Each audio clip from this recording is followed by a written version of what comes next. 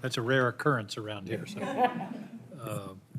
But it should be more common. I want to follow up on that, on the question, Ms. Blaine, about productivity. Were the people in the call centers under pressure to do so many calls a day, or not have calls be longer than a certain number of minutes, or that?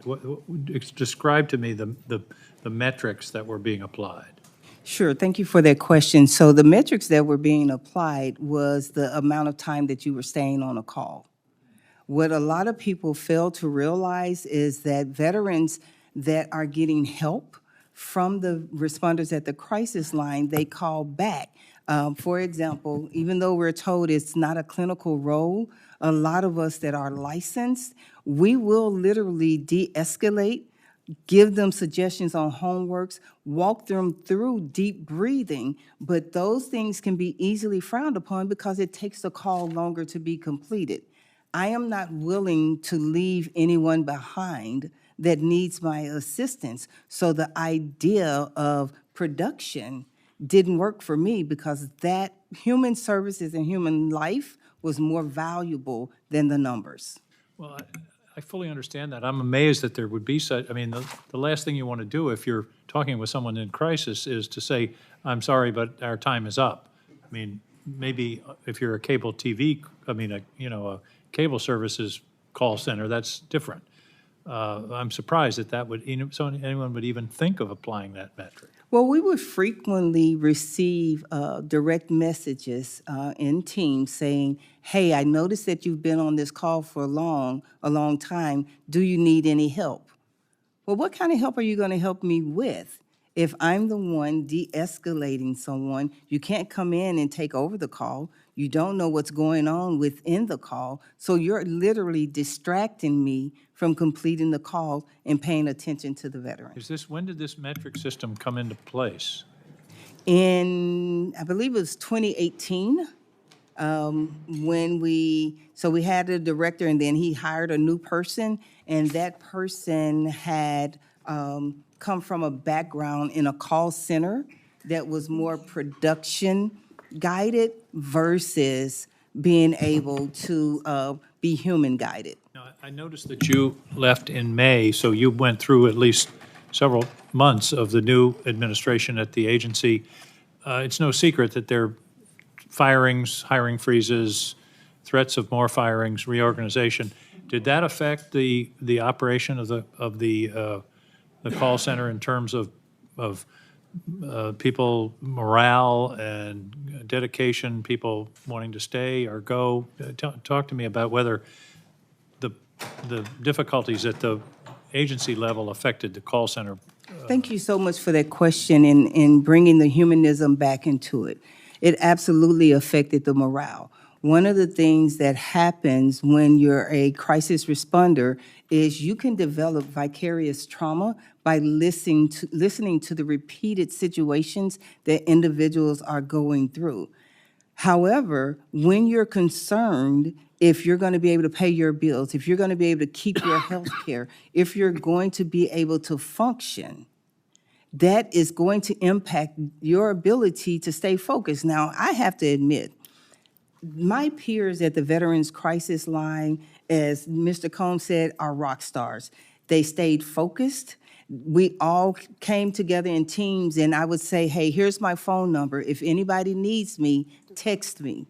We had to create situations outside of teams to offer support to each other because it was so overwhelming. Every week, having to... The chaos. The chaos was overwhelming, and it was distracting. Every week, you're having to write a what did I do next week or last week, letters to send off to an invisible email That was the famous 5 things you accomplished. Yeah, the fork in the road. I sent one of those in myself to Mr. Musk. I never heard back. Yeah, because you weren't. The The mailbox at one point got completely full and nobody was answering it. Let me ask another question, and this is not about this subject, but what are the issues that are there?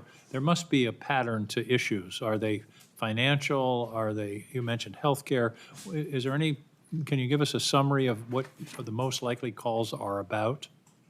So most of the calls that we received are usually individuals that have faced levels of trauma, from military sexual trauma, remembrance of their time in combat, individuals that may have not gone to combat but may have been on a ship and felt like they were in a sleeping coffin.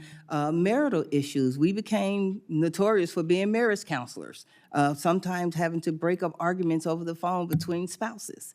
And so it just varied between that, individuals that were homeless, or individuals that specifically just felt unseen, unheard, and easily forgotten. And did you have the capacity to refer them to VA PTSD programs, for example? I mean, in other words, did your duties go beyond listening?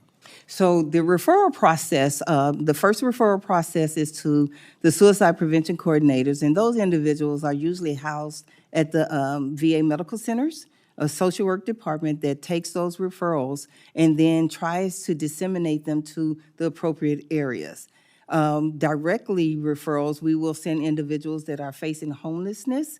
We go send them over to the National Call Center for Homeless Veterans.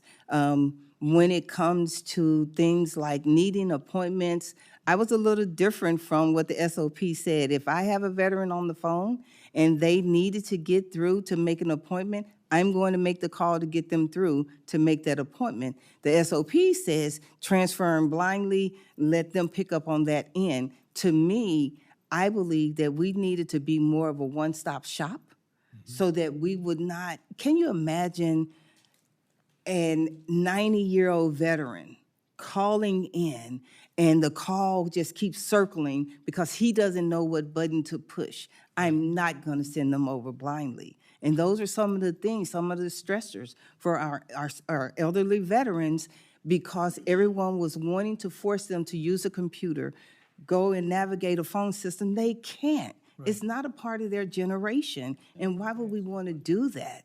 So, I mean, one of the most frustrating things in the world is to be on some kind of call like this, tell your story, and then have somebody say, well, I'll move you over to this other department. Exactly. And then you're on hold listening to music again.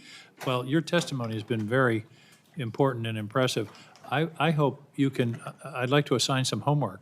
Could you supply to the committee further thoughts about how this system can be improved? Because that's the business we're in here, and to the extent you have both of you have firsthand experience. To the extent you can make suggestions about the standard operating procedure or the productivity metrics, those kinds of things, that would be very helpful to us. Absolutely. Thank you, Mr. Ranking Member.